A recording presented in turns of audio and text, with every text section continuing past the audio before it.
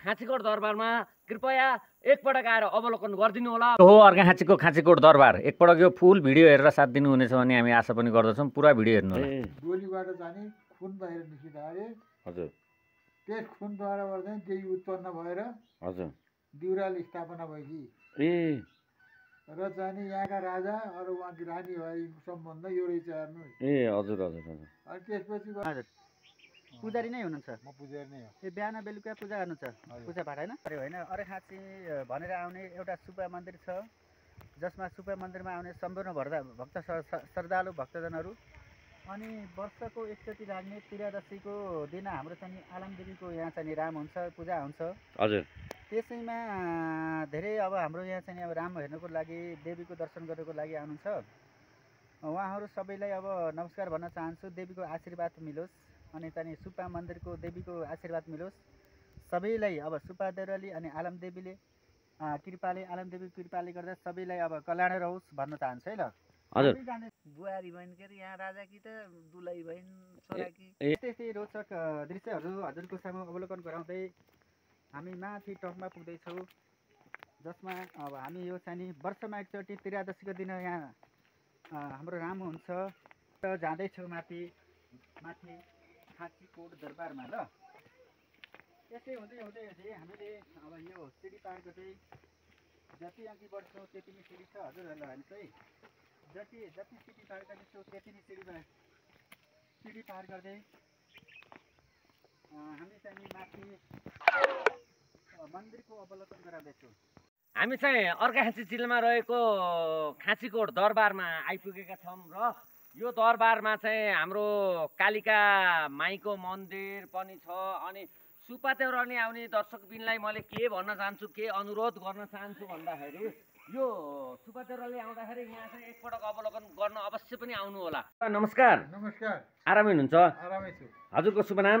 मेरो तामनारायण पौडेल। हजुर अहिले हामी खाँचीकोट दरबारमा आइपुगेका छौँ, हजुरलाई भेट्यो। अनि यो दरबारको बारेमा केही जानकारी दिनु। दरबारको बारेमा पहिला जाने नरवीर राजा हजुर नरवीर विक्रम बस्नुहुन्थ्यो अरे उहाँको जाने।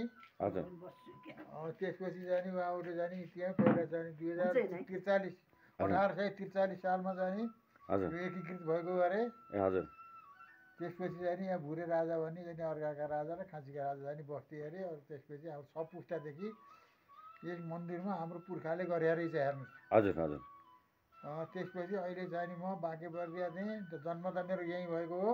हजुर यही वार्डमै भएको हो। हजुर। तर जाने म अहिले बाँकेबर्दियामा छु। बाँकेबर्दियाबाट जाने मलाई समितिद्वाराबाट चाहिँ म आएँ हेर्नु यहाँ। हजुर र अहिले जाने साँझ बिहान जाने नित्य पूजा गरिराखेको छु। हजुर यस्तै छ कि अब चाहिँ यहाँको सुविधा भन्ने कुरा चाहिँ केही छैन हेर्नु अहिले। हजुर पालिकाले केही गरे छैन हजुरलाई? पालिकाले चाहिँ केही गरे छैन। अहिले मलाई गरेको छ जो दिउरालीले चाहिँ तोरा बहुत दिएको छ। ए देउराली मन्दिर समितिले केही गरे केही गरेको छ। हजुर हजुर जसबाट चाहिँ चलिरहेको छ। यहाँको पुरानो इतिहासको बारेमा थोरै? पुरानो इतिहासको बारेमा पहिला यसको गुठी थियो। हजुर गुठी जाने पहिला चाहिँ पञ्चायत कालसम्म गुठी थियो हेर्नुहोस्। हजुर पञ्चायत कालदेखि बौद्ध लागेपछि गुठी हराउनु भयो। हजुर पहिला चाहिँ अब यहाँको इतिहास त चाहिँ पुर्खाले गरेका गर्दै आइयो। आएपछि चाहिँ आफू परिएको हेर्नुहोस्। हजुर आफूले जानेको यही हो हेर्नुहोस्। हजुर अनि यो हाम्रो चाहिँ यहाँको भगवतीको मन्दिर पनि अब के दिदी बहिनी भन्ने कुराहरू केही रहेछन् यो बारेमा? कुरा जाने यस्तो रहेछ कि जाने दिदी बहिनी होइन, तर जाने के रहेछ भने यहाँका जाने रानी या हजुर बलरामपुरका राजा बलरामका राजा हो।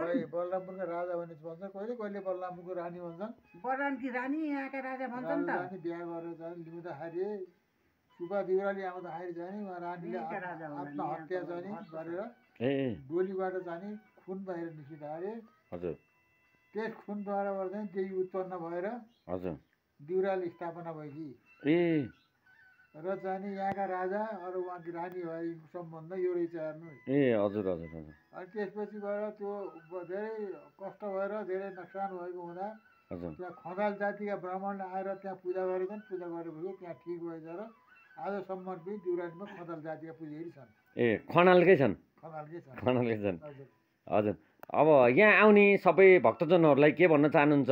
देउराली आउने भक्तजनहरूलाई हाम्रो चाहिँ खाँचीकोट दरबारमा आउनु हेर्नुहोस्। घुम्नु दर्शन देवीको दर्शन गर्नुहोस्। देउरालीको माता र यहाँका माताका चाहिँ के फरक एउटै हुन् हजुर भन्न चाहिँ भनिन्छ। हस् धन्यवाद बुवा। हस् हस्। खाँचीकोट दरबार भएको ठाउँमा हाम्रो चाहिँ कालिका देवीको मन्दिर पनि छ। खाँचीकोट दरबारदेखि खिचिएको भिडियो हो। खाँचीकोट दरबारमा छौँ अहिले हामी। खाँचीकोट दरबारबाट देख्न सक्ने दृश्यहरू यस्ता छन्। यस्ता दृश्यहरूको अवलोकन गर्न तपाईँ पनि अवश्य आउन सक्नुहुनेछ। यो हाम्रो चाहिँ रहेको पुरानो खाँचीकोट दरबार हो। दर्शकबिन हेर्न सक्नुहुन्छ यहाँ देवी माताको मन्दिर पनि छ हाम्रो। हेर्न सक्नुहुन्छ उता पारि हिल स्टेसन छ। सबै कुराहरू यहाँ देख्न सक्नुहुन्छ दर्शकबिन। हेर्नुहोस् यस्तो रमणीय ठाउँमा एकपटक आएर हजुरहरूले भिजिट गर्नुहोला। हामीले त्यही आग्रह गर्न चाहन्छौँ। हस् भनिदिनुहोस्। यहाँका राजा हुनुहुन्छ हजुर देउरालीकी रानी। हजुर एउटा राजा जेठा चाहिँ यहाँ हजुर माइला हुन् कि साइला हुन् त्यहाँ अर्घा हजुर धुरकोट कान्छा। ए माइला र साइला अर्घा माइला अर्घा हजुर साइला धुरकोट कान्छा कहाँ पो बताउन थियो मैले त्यति मेरो थाहा हजुर। छैन। यहाँ घुम्न आउने मान्छेको कतिको भिड लाग्छ? लाग्छ अलिअलि तर त्यति नआउने कि प्रचार नभएर।